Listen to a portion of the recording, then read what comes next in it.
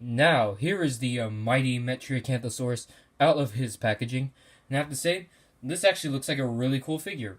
Because a lot of people are either mixed about this figure or they don't like this figure. But I can kind of see the reasons why, but in my opinion, this figure looks awesome. Looks to be my second favorite Roarivore, in my opinion at least. So let's take a look at the detailing. Detailing wise, this figure has some impressive detailing. Definitely better than the Allosaurus in my opinion, but still not as good as the detailing on the Triceratops and Baryonyx. See all these impressive detailing right here. See, he's got this armor-like plating that goes from the top of his head all the way down halfway. Actually goes all the way down the tail. It's like this armor plating, and then got these little scales right next to the plating right here. So nicely detailed, and you got the ribs right there. And then you got the outlines of his shoulder blade right here, and also the ribs right here too. Got the same amount of detailing. See, you got on his thick muscular neck, you got all the lines and skin folds right there. See the head sculpt. The head sculpt is really nice actually. See, the teeth are actually very nicely sculpted on this. Actually, out of the Roarivores, this one probably has the most nicely sculpted teeth. And unlike the Allosaurus, this one actually has a mean, ferocious head. Yeah, I just wish that Allosaurus had, a realistic, ferocious head like this Metriacanthosaurus does. And see all the musculature in the legs. You could tell this Metriacanthosaurus never skipped a leg day at the gym. And you got, the lines going down the tail. And the belly, not really much detailing. It's mostly just smooth detailing. Got a decent amount of detailing on the feet right there, even though they don't look as they're not sculpted as good as, like, say, on the Baryonyx. And the hands look pretty cool too. Looks like he's ready to, claw his prey. Sorry if you hear any noises in the background. Those are just my siblings playing video games. Yeah, so detailing wise, it's actually a pretty impressive figure. It has some pretty nice detailing. So let's go to the paint job. Paint job, it's mostly just, a forest green that goes on the top of the head, goes not even halfway down the tail. And the whole figure is just like mostly just a golden yellow. And of course there's pink in the mouth, per usual with your dinosaur figures. Well, your meat-eating dinosaurs at least. And if you can see, it's got a red eye with a round black pupil. Sorry, and my video kind of glitched a little bit. But see, my camera kind of glitched a little bit. Yeah, my vocabulary and grammar is kind of messed up today. But when I first saw the leaked images of this figure, the paint job was the reason why this figure didn't really appeal to me as much. But it actually looks much better in person. But for a big predator, I don't think golden yellow is a suitable colors for a big predator. So let's start So paint job not too bad, but could have been better. So articulation, 4 points. A ball jointed legs, and its ball jointed arms, and of course the jaw for the action feature. So for the sculpt of this figure, it looks nice, I guess, but for like sculpt, it doesn't really remind me of a Metriacanthosaurus. It reminds me more of a Giganotosaurus or a Carcharodontosaurus in my opinion. But then again, this is a cloned Metriacanthosaurus, so maybe some Giganotosaurus DNA went into this Metriacanthosaurus. The reason why his head looks different and he looks, bulky and muscular.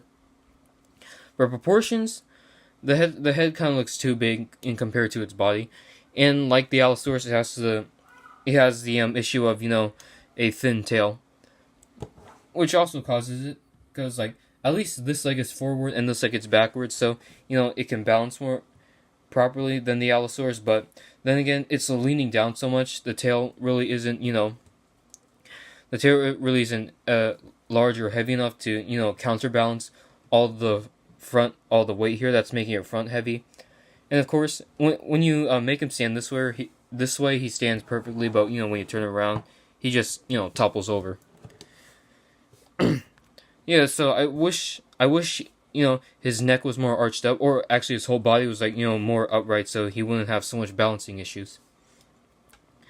Yeah, that's it for the the sculpting proportions. Actually, it's actually not too bad, but it could have been better. So let's take a look at the action feature, which of course it's sounds. Let's take a look at the first one. That was actually a really unique roar. Actually, I think that's the best roar of this figure. That was a growl right there. That one seemed like a growl and a hiss. That was actually a really cool Indominus Rex roar. And for this one, unlike the Baryonyx and Allosaurus, this one actually doesn't use any T-Rex roars, and it actually uses more unique roars, like more generic roars. That's makes this figure unique. And yeah, it has an Indominus roar, but it's something new, because some people can't tell that's an Indominus roar. So yeah, at least they're using more interesting noises for their dinosaurs, unlike T-Rex roars for every electronic dinosaur. So yeah, detailing is excellent. The paint job, not really a huge fan of. Paint job, not really a huge fan of, but could have been better. Articulation, per usual with your dinosaur figures. And electronics and sound effects, awesome. So let's compare this guy to some other figures. First up, let's take a look at Attack Pack Blue. This guy, this Metriacanthosaurus' intimidating face. It makes Blue doesn't want to, mess with him, so she runs away. So next, let's compare it to Battle Damage Roarivores and Legacy Collection Raptor. It's good that Mattel is making, making dinosaurs that have never been in toys before, such as, Roarivores, Metriacanthosaurus, and Suchomimus. So, next let's compare this Metriacanthosaurus to the Roarivores Allosaurus. Like, from the camera, it may look like the Metriacanthosaurus is standing perfectly, but most of the time, he just wants to fall over. So, let's compare these two. See, overall detailing and sculpt, I actually do like this Metriacanthosaurus more than this Allosaurus. See, of course, both have the same issue of having, a tail that's kind of, off proportion, because, it's too thin in comparison to the rest of its body.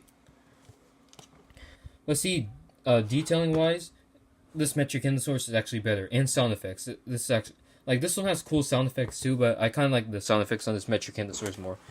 And also, as you take a look at the head sculpts here, this one actually has a realistic, mean face, unlike the cartoonish look of the Allosaurus.